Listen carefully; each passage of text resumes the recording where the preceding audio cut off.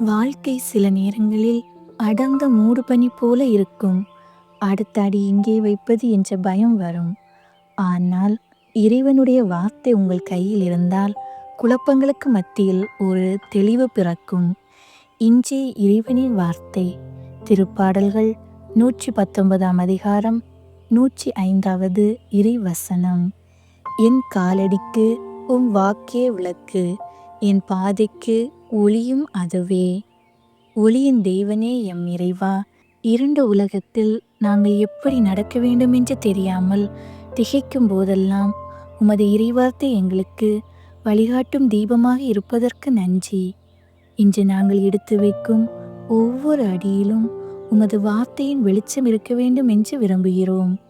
நாங்கள் செல்லும் பாதையில் இருக்கும் பள்ளங்கள், தடைகள் மற்றும் பாவங்களில் நாங்கள் விழாதபடி உமது இறைவார்த்தை எங்கள் முன்னால் செல்லட்டும். எங்கள் சொந்த புத்தியினால் தவறான பாதையை தேர்ந்து கொள்ளாதபடி உமது இறைவார்த்தை காட்டும் சத்திய பாதையில் எங்களை வழிநடத்தும். இருள் எங்களை சூழ்ந்திருந்தாலும் உமது வார்த்தை எங்களுக்கு துணையாக இருக்கட்டும்.